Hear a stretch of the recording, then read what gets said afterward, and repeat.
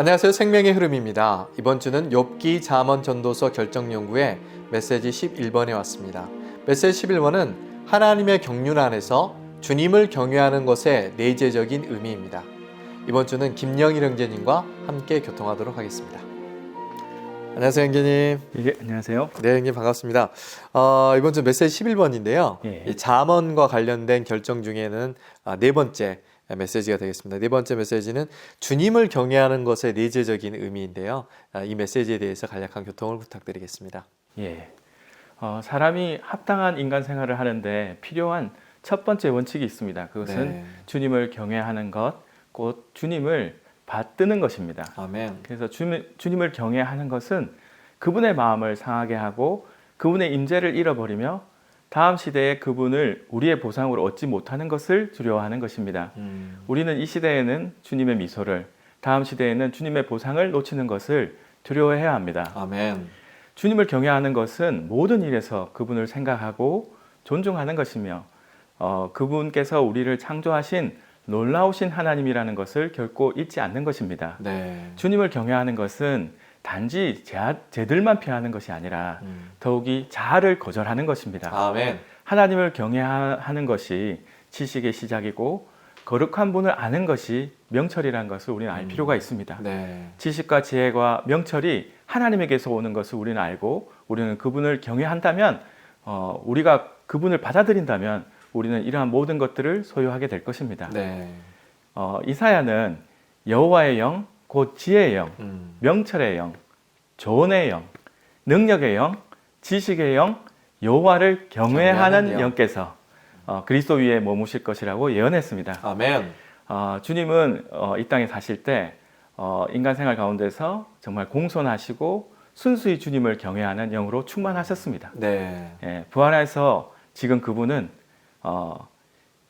여호와를 경외하는 영이십니다. 네. 하나님을 경외하는 것은 그분을 신뢰하는 것입니다. 네. 예레미야 17장 7절 8절 말씀에서 여호와를 신뢰하는 사람, 자신의 신뢰가 여호와인 사람은 복이 있다.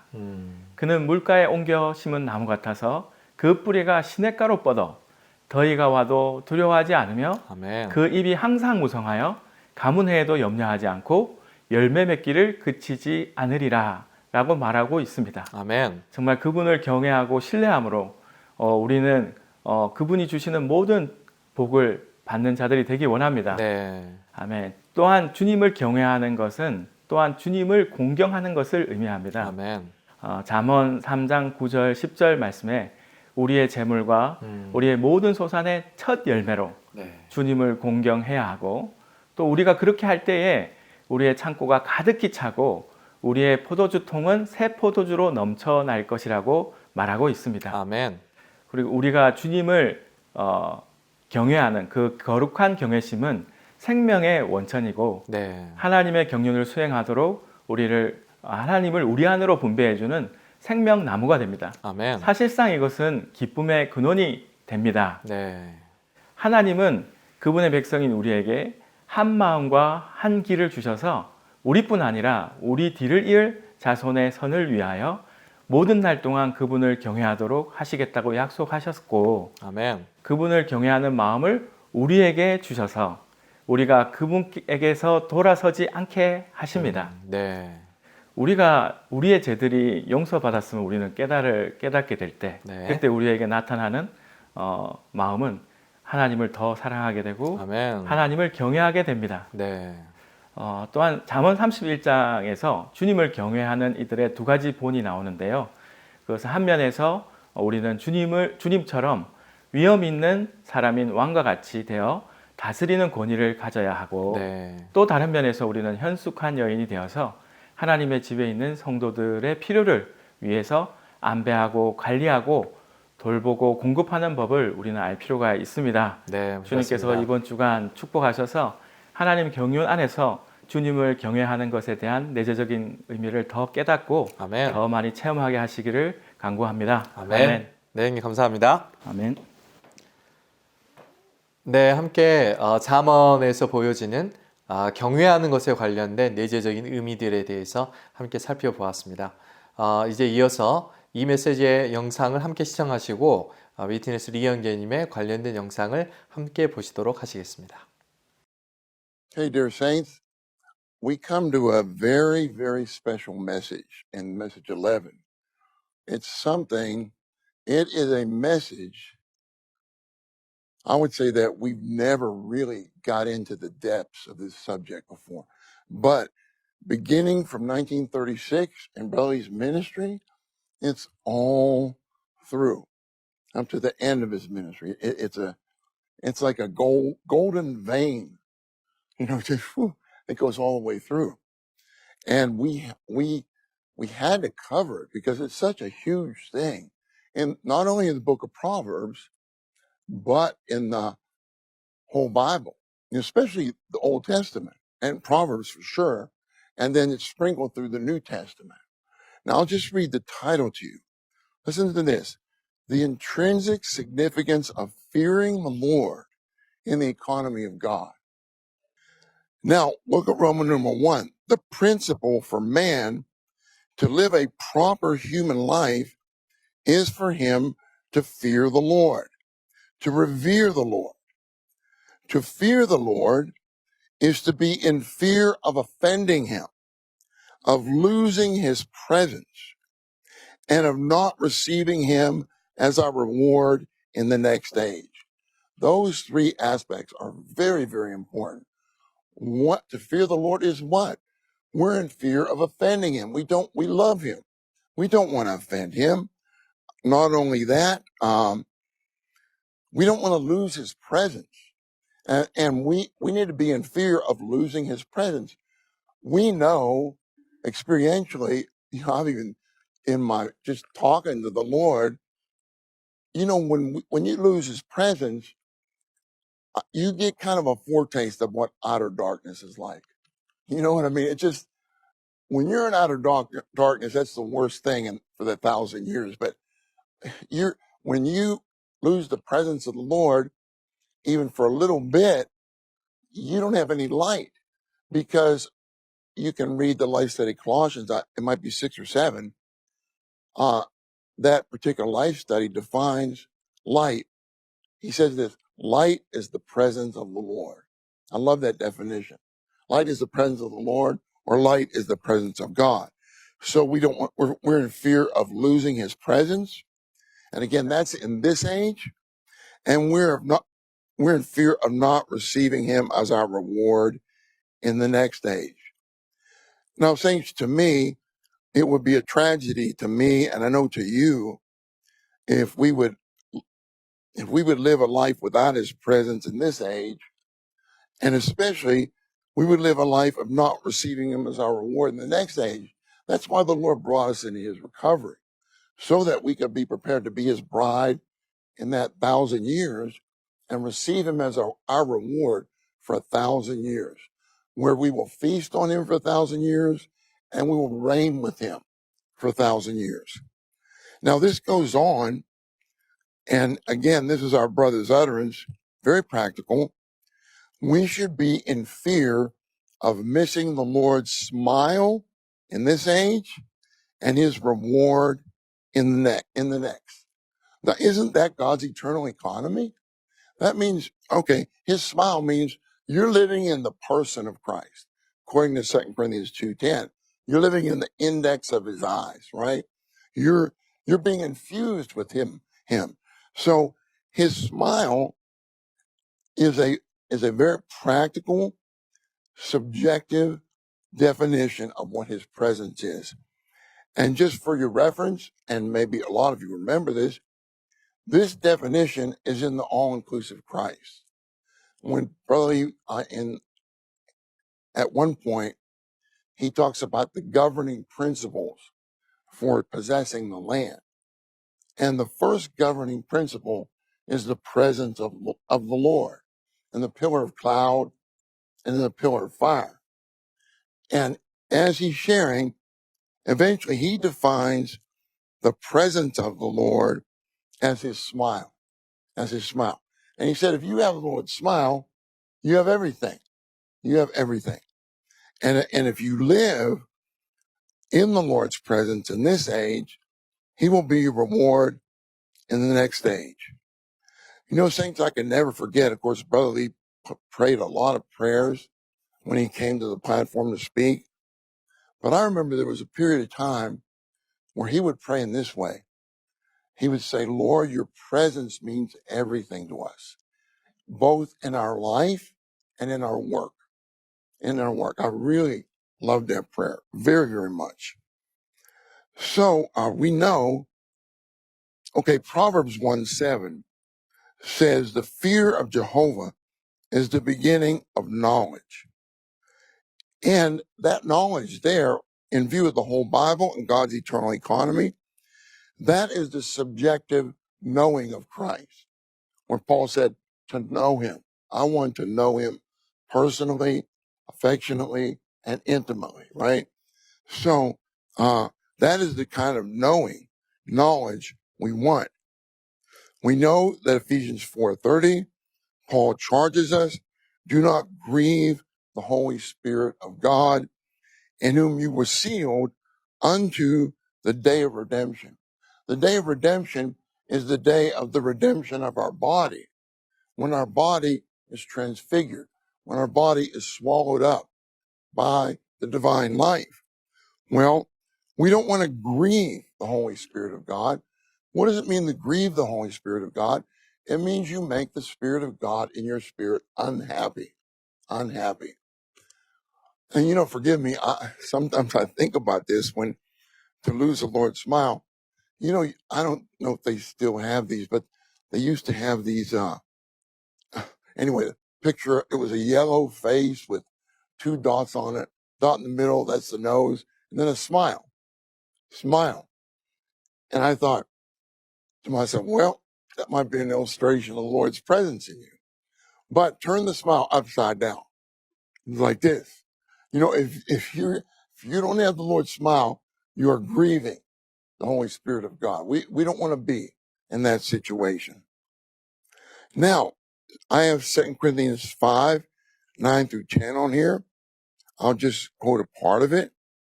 Paul says, we are determined to gain the honor of being well-pleasing to him. I love that. We should pray over that. We should say, Lord, infuse this determination into me that Paul had. I want the same determination that he had. And by your mercy and by you, not by my strength or ability, I pray that I would be one with you to gain the honor of being well-pleasing to you. That's the top honor we can receive in the universe. Now let's go under this to A. A says, to fear the Lord is to consider and regard him in everything. Never forget it, that he is the wonderful God who has created us. Isn't that glorious? He's the wonderful God who created us. Now, Isaiah 43:7, I would encourage you sometime to pray that back to the Lord. Very powerful verse. In this verse, God says, you know, he said that he's created us. He said, whom I have created, formed, and even made for my glory. That's why that's why we were created. That's why we were formed. That's why we were made, for one purpose, for glory, for glory. And what is glory? Glory is the corporate expression of the triune God. That is the purpose of our being created. And how does God get his corporate expression? We have to be filled with his riches, right? Ephesians 3:8 speaks of the unsearchable riches of Christ. Ephesians 1:22 and 23 talk about the body of Christ as the fullness of the one who fills all in all. And then at, I believe it's verse 19 of Ephesians 3, talks about the fullness of God, the fullness of God. And then those of you who've been in the recovery for know, as those of you who have been in the recovery for a while know, Brother Lee used to demonstrate that. And he would say, well, have the fullness of America, You have to have the riches of America. And then he would get a big brother to come up on the platform. I couldn't hide. You know what I mean? I couldn't. And sometimes he would bring me up on the platform, but sometimes he'd bring Brother Dick Taylor up on the platform. I was relieved when he did that. And he would say, look, this brother is the fullness of America. Why is he the fullness of America? He's full of the riches of America. You know, beef, hamburger, all these things that aren't so good for you. Anyway, strictly speaking. But they are the riches of America, and that's why he's become the fullness of America, the expression of America. In the same way, every day we need to gain a little more of the riches of Christ. Individually, for our corporate expression of Christ, our corporate expression of God, and eventually when we're filled with his riches, when we're overflowing with his riches corporately, we become the corporate expression of God, which is the glory of God. That is God's desire. It's on the principles, listen, principles for man to live a proper human life. The principles. Every principle is a nugget, not just a little gem, a big piece of nugget. Ever. Here I myself, according to my study of Proverbs, I could only find 4 nuggets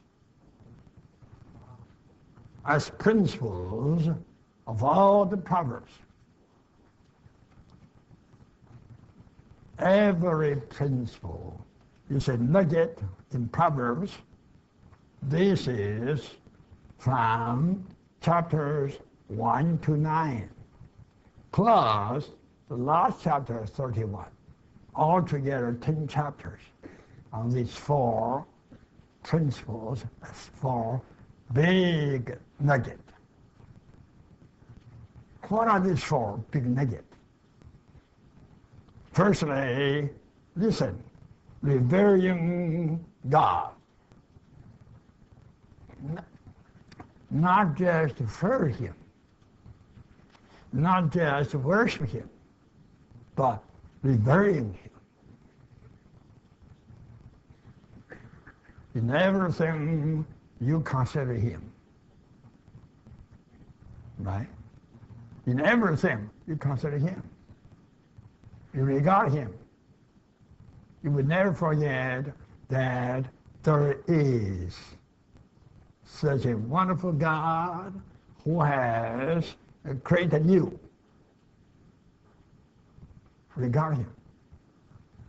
When you are going to be so mean to your wife, you revere God. See? When you are going to lose your temper to your husband, you revere God. Just revering God stops you from doing evils. Here is a poor man, crippled. You look at him.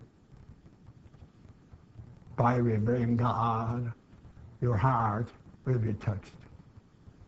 God, you have been so merciful to me from my youth up to now. I'm so rich by your mercy, but this one is so poor. Right away, you would open your heart and open your pocket and open your checkbook. Write a check to give him $1,000. Revering God. Think about it. Revering God.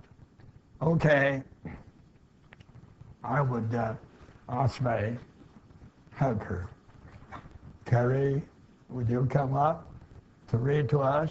I'd like to hear it again. If I compose all this, I'd like to hear it again. Very sweet, very sweet.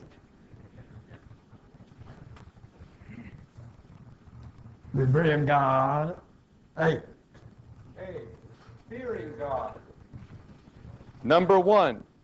The fear of Jehovah is the beginning of knowledge.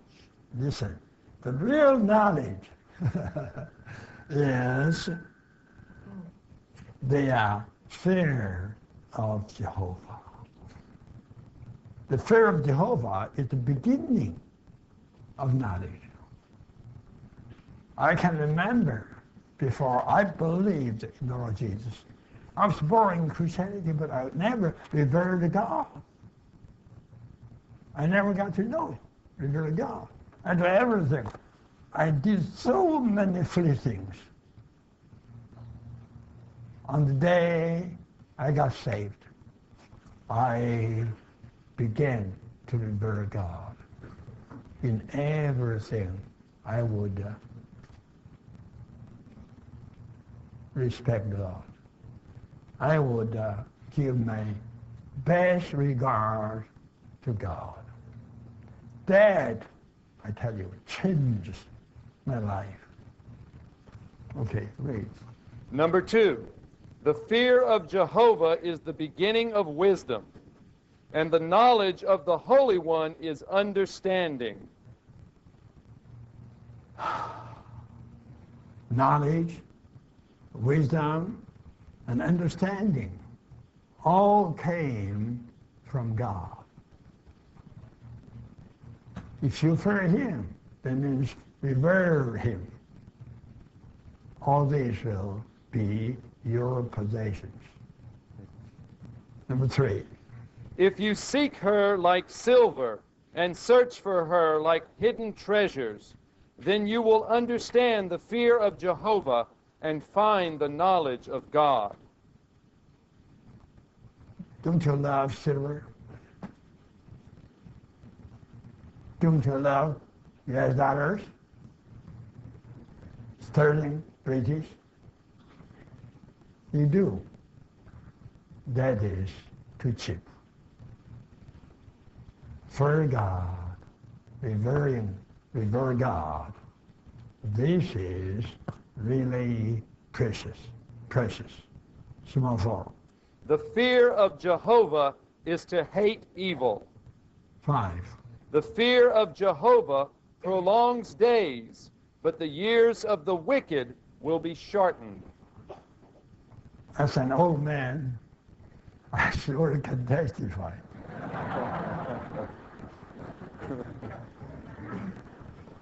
When I was young, the Chinese had their proverb.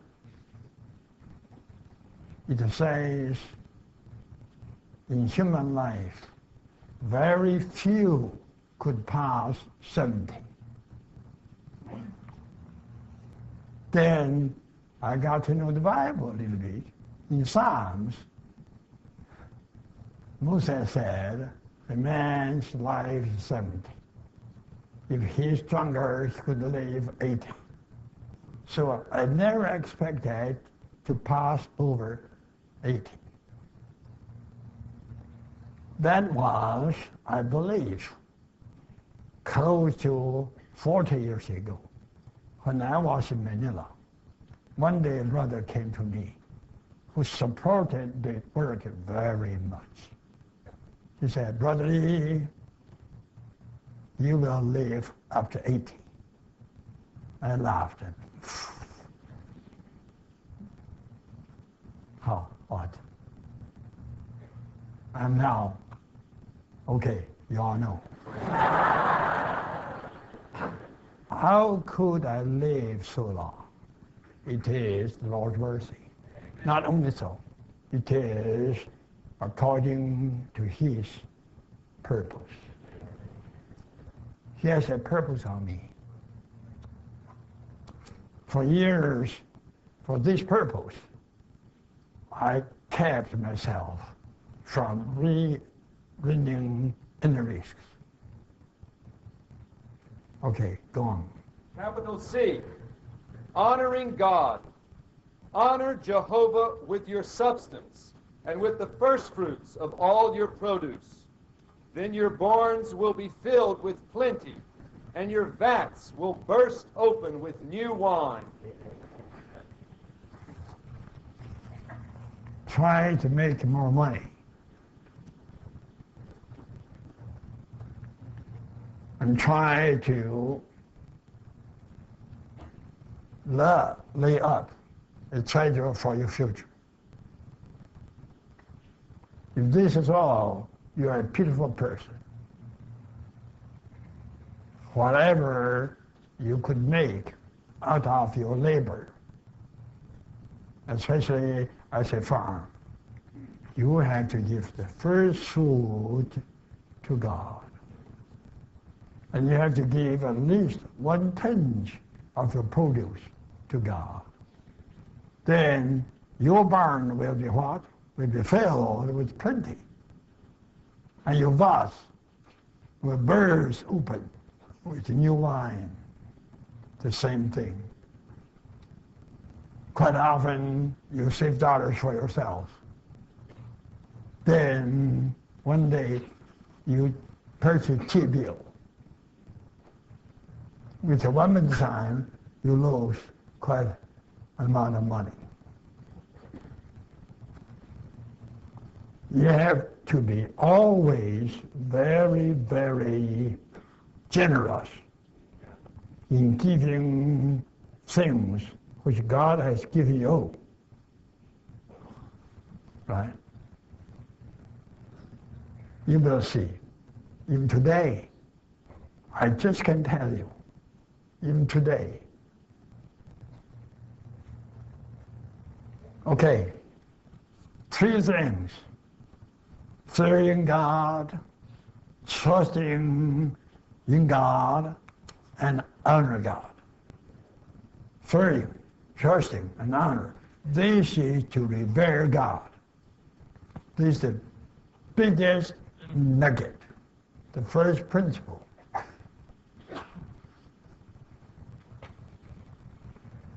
I don't like to tell you my life. One thing tonight, before God and before heaven, I testify to you.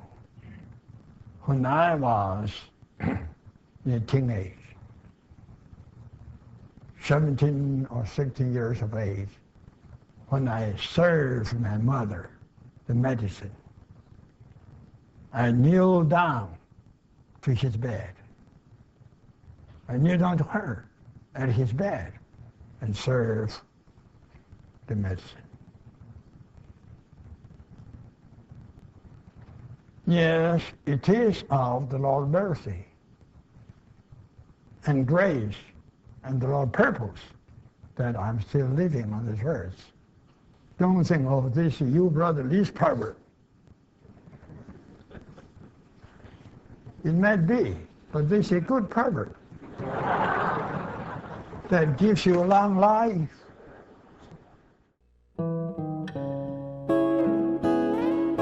하나님을 경외함과 하나님을 공경함.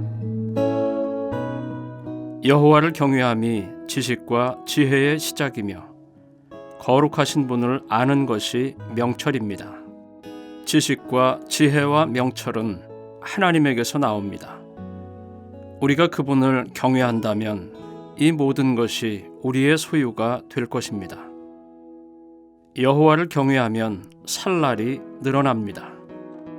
여호와를 경외하는 이에게는 강한 확신이 있으니 그 자녀들은 피난처를 얻게 될 것입니다.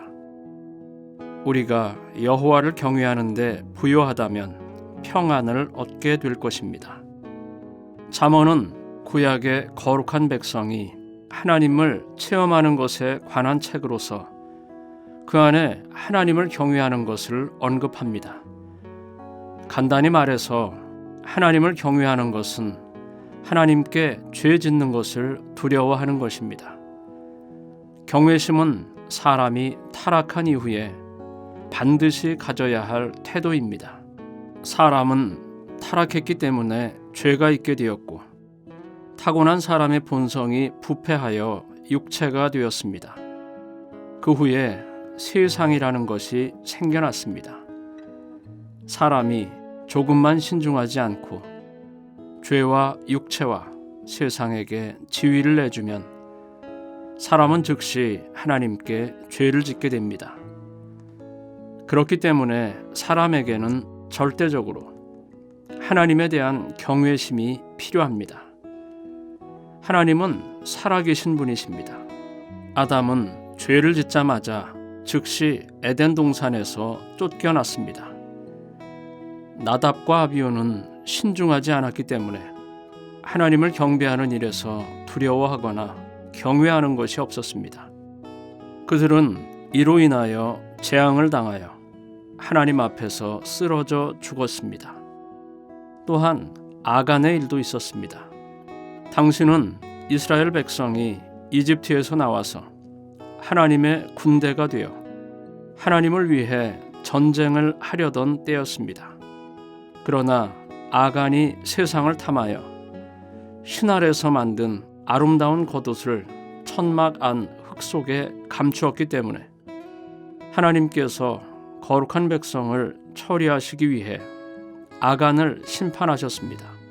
우리가 죄나 육체나 세상으로 오염되면 즉시 하나님께서 처리하러 오실 것인데 이것은 참으로 두려운 일입니다. 그러므로 우리는 반드시 살아계신 하나님을 경외해야 합니다. 신약에서 사도 바울도 경외함에 대해 말합니다. 고린도 후서 7장 1절은 그러므로 사랑하는 여러분, 우리가 이런 약속들을 가졌으니 육체와 영의 모든 더러움에서 자신을 깨끗하게 하고 하나님을 두려워하는 가운데 거룩함을 온전히 이룹시다 라고 말합니다. 이것을 볼 때 우리가 거룩하게 되는 것은 우리의 하나님에 대한 경외심과 큰 관계가 있다는 것을 알 수 있습니다. 하나님은 거룩하십니다. 사람이 그분을 가까이 할수록 자신의 더러움을 느끼게 되고 그분을 섬길수록 자아를 두려워하게 됩니다. 누구든지 자신을 위해 일하고 자신의 목적과 자아가 가득한 사람은 모두 하나님을 경외하는 사람이 아닙니다. 예를 들면 자녀를 대하고 옷을 사고 물건을 사는 것 등과 같은 많은 일에 자아가 들어있을까 봐 두려워하고 하나님께 죄를 지을까 봐 두려워하는 태도와 마음이 경외함입니다.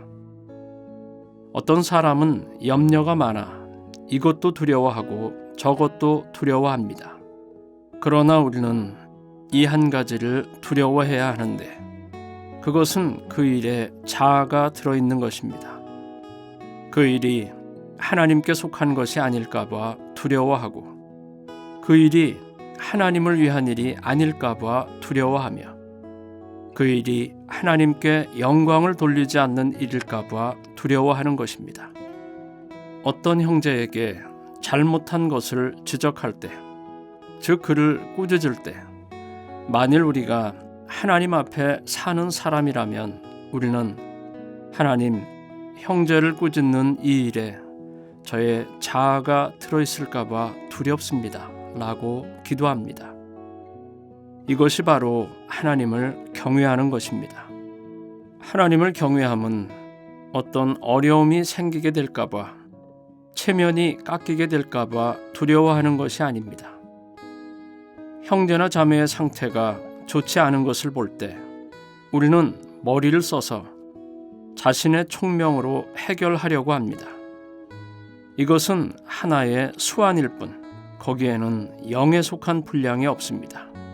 맹렬하게 화를 내며 책망할 때도 자아의 성분이 들어있을 뿐 아니라 어떤 일과 관련해서 웃으면서 부드럽게 사람을 다루려고 할 때에도 자아의 성분이 들어있을 수 있습니다. 혈기로 할 때만 하나님을 경외하지 않는 것이 아니라 심지어 수완을 쓸 때도 하나님을 경외하지 않는 것입니다. 신약에서 하나님은 사람 밖에 계시는 하나님이실 뿐 아니라 사람 안에서 사람과 연합되신 하나님이십니다. 그러므로 지금 그분은 우리가 그분을 경외하기를 바라실 뿐만 아니라 우리가 그분과 동역하여 그분의 살아있는 형상이 되기를 원하십니다. 이처럼 하나님을 표현하는 것이 경건입니다. 경건의 비밀은 위대합니다. 그분은 육체로 나타나셨고, 경건은 하나님께서 사람을 통하여 나타나시는 것입니다. 다른 사람들이 보기에 한 무리의 사람들이 집회하고 있을 뿐이지만 그들은 하나님께서 여러분 가운데 계십니다 라고 말할 것입니다. 이것은 위대한 비밀입니다. 처음에 하나님의 생명은 주 예수님에게서 나타났으며 오늘날에는 그분을 믿는 사람들에게서 나타납니다. 경외는 여러분의 생활 가운데 죄가 없고 육체가 없으며 세상도 없는 것입니다. 경건은 여러분에게 이러한 것들이 없을 뿐만 아니라 더 나아가 하나님께서 여러분 안에 연합되시고 여러분에게서 나타나시는 것입니다. 이 사람에게서는 죄와 육체와 세상을 볼 수 없고 오히려 비밀스러운 상태를 볼 수 있는데 그것은 사람이지만 하나님인 상태입니다.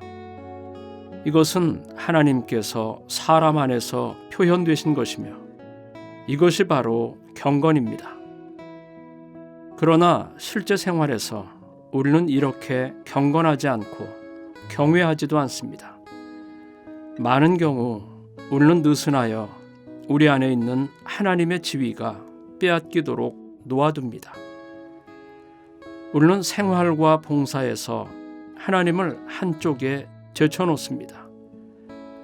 이것은 하나님과의 연합이 없는 것일 뿐 아니라 더욱이 하나님께서 은혜를 주시는 길을 끊어버리는 것입니다. 이 때문에 하나님께서 심판하시는 것입니다. 하나님의 심판은 우리의 경외하지 않는 것과 경건하지 않은 것을 제거하기 위한 하나님의 정련입니다. 세상과 혈기와 육체와 자아와 타고난 것과 사람의 뜻에서 나온 것은 무엇이든지 하나님께서 모두 제거하실 것입니다. 옌타이에 여러 해 동안 주님을 사랑하고 그분을 섬긴 한 형제가 있었습니다. 하나님의 축복으로 그는 많은 부를 축적했고 생활도 부유했습니다. 그런데 그는 주님에 대한 마음이 점점 냉랭해져 전보다 못하게 되었고 집회도 참석하지 않게 되었습니다. 한 번은 몇몇 형제들이 그를 방문하였는데 그는 자신의 어둠을 덮어서 숨기기 위해 많은 이유를 들며 변명했습니다. 형제들은 그가 잘못이 있음에도 떳떳한 것과 아무것도 신경을 쓰지 않는 모습을 보고는 마음이 매우 아팠습니다. 형제들은 그에게 형제님의 상태가 옳은가요? 라고 물었습니다. 어느 날 이 형제가 일본 군대에 잡혀 감옥에 갇히고 온갖 고생을 하였습니다. 형제들이 힘을 써서 그를 감옥에서 나오게 했습니다. 그가 형제들을 만났을 때 했던 첫 마디는 저를 위해 기도해 주십시오. 주님께서 저를 용서해 주시기 바랍니다. 제가 주님의 은혜에 어긋나게 행동했습니다. 였습니다. 그는 통곡하고 눈물을 흘리며 회개하고 죄를 자백했습니다. 감옥에서 나온 후에 그는 가족들과 함께 집회와 봉사를 회복하였습니다. 하나님의 심판으로 인해 그는 새로운 시작을 갖게 되었습니다. 하나님의 심판을 통과하고 하나님 앞에 엎드러진 사람만이 무엇이 경건이고 무엇이 경외인지를 압니다. 이런 사람은 하나님께나 사람에게 더 이상 이유를 말하지 않습니다. 사람의 논쟁과 원망과 이유와 비평과 판단의 말은 모두 그 사람이 경건이 무엇인지 모르고 경외가 무엇인지 모른다는 것을 말해줍니다. 그는 하나님의 심판을 거치지 않았기 때문에 은혜가 부족한 것입니다. 그러나 하나님께서 그를 긍휼히 여기시고 그에게 은혜를 주신다면 하나님에게서 나오지 않는 것과 하나님께 어울리지 않는 혼잡한 모든 것이 그에게서 제거되고 그는 경외함과 경건함을 가지고 하나님을 섬기게 될 것입니다. 본 내용은 잠언 라이프 스타디, 신명기 라이프 스타디, 빌립보서 라이프 스타디, 워치만리 전집, 살아계신 하나님과 부활의 하나님에서 발췌하였습니다.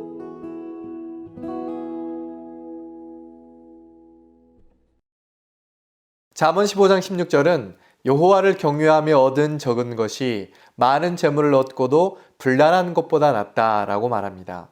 재물로 인하여 불난하여지기 쉬운 세대입니다. 이번 한 주간도 다른 것에 마음이 분산되지 않고 오직 하나님을 공경하고 신뢰하며 경외함으로 생명의 원천이자 기쁨의 근원이신 생명나무만을 먹고 마시고 누리기를 기도드립니다. 그럼 저희는 다음 주에 다시 찾아뵙도록 하겠습니다. 감사합니다.